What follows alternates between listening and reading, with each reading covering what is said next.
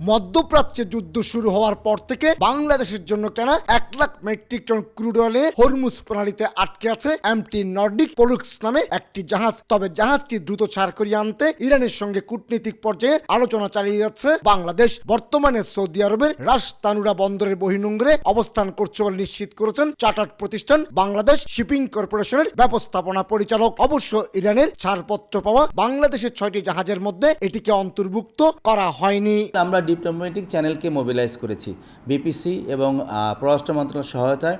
আমরা ইরানিয়ান কর্তৃপক্ষের কাছ থেকে স্পেশাল ক্লিয়ারেন্স নেওয়ার চেষ্টা করছি। আশা করছি শীঘ্রই যদি পেয়ে যাই তাহলে জাহাজটা স্টেট অফ হরমুজ দিয়ে বের হয়ে সরাসরি চট্টগ্রামে আসবে। হরমুজ প্রণালীতে জাহাজ আটকে থাকার জটিলতা এড়াতে এবার একটু ভিন্ন কৌশলে আরো 1 lakh metric ton crude oil কিনলো বাংলাদেশ। এক্ষেত্রে হরমুজ প্রণালীর ঠিক বাইরে লোহিত সাগরের কাছাকাছি সৌদি আরবের ইয়ানবু কমার্শিয়াল পোর্ট থেকে কেনা এই ক্রুড 20 এপ্রিল জাহাজে লোড করার শিডিউল দেওয়া হয়েছে। 200-র বেশি সার্ভিস ও ফিচারে লেনদেনের সব বিকাশ অ্যাপে সম্ভব। এই দুইটা যদি কার্গো, দুইটা পার্সেল যদি আমরা ইয়ারকে দিতে পারি তাহলে আমাদের যে বর্তমান জ্বালানি সংকট বড় অংশে লাঘব হবে। বিকজ বাকি যে রিফাইন্ড যে প্রোডাক্টগুলো পাবো, বিশেষ করে ডিজেল থেকে শুরু করে অন্যান্য আইটেমগুলো আমরা বাজারে সরবরাহ বেড়ে যাবে।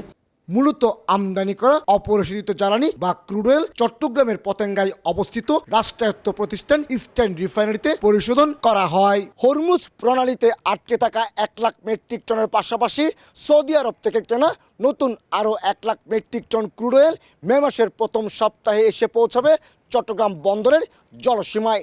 এরপর এই 2 lakh metric ton crude oil পৌঁছে দেওয়া হবে ইস্টার্ন রিফাইনারিতে। আর এখানে পরিশোধনের মাধ্যমে বাজারজাত করা হবে পেট্রোল, অকটেন, ডিজেল সহ অন্যান্য জ্বালানি। আটকে থাকা 1 লাখ মেট্রিক টন এবং নতুন কেনা আরও 1 lakh metric ton crude oil পরিশোধনের মাধ্যমে পাওয়া যাবে 52,000 metric ton diesel, 48,000 metric ton furnace oil, 32,000 metric ton petrol, 42,000 metric ton kerosene এবং 16,000 মেট্রিক টন অকটেন। এই 2 লাখ টনের পাশাপাশি যেটা ঘাটতে হবে, যেমন ডিজেল যেটা 52,000 টনের বাইরে যেগুলো লাগবে, এগুলো যাতে আবার বাইরে থেকে ইম্পোর্ট করে নিয়ে আসে, আমার যাতে ক্রাইসিসে না পড়ি, সেটা সরকারকে উদ্যোগ নিতে হবে। আর এই 2 লাখ টন যে টাইম মতো আসবে সে ব্যাপারে সরকারের তৎপরতা অব্যাহত রাখা উচিত। মধ্যপ্রাচ্যের দেশগুলো থেকে জ্বালানি সংগ্রহ করে বাংলাদেশ, কিন্তু মধ্যপ্রাচ্যে যুদ্ধের কারণে জ্বালানি সংগ্রহে বাংলাদেশকে কিছুটা বেকায়দায় পড়তে হচ্ছে। আলোচনার মাধ্যমে জ্বালানি সরবরাহ লাইনে গতি আনার কথা বলছেন ব্যবসায়ীরা। সৌদি আরব থেকে যেই জ্বালানি কেনা হয়েছে ওইটা যাতে একটু তাড়াতাড়ি আমরা দেশে পাই, তাহলে এই যে এখন যেই দুর্ভোগটা আমরা ফেস করার চিন্তা করছি বা সামনে একটা দুর্ভোগের সময় আসবে, তাহলে ওইটা থেকে কিন্তু বাংলাদেশ বেঁচে যাবে। বিশ্ব সংকটের মাঝেও মার্চ মাসে LPG, LNG, crude oil, diesel সহ নানা প্রয়োজনীয় জ্বালানি নিয়ে অন্তত 39টি জাহাজ ভিড়েছে চট্টগ্রাম বন্দরে। বিকল্প দেশ থেকে কেনা হয়েছে অধিকাংশ জ্বালানি। কমল দে, সময় সংবাদ, চট্টগ্রাম।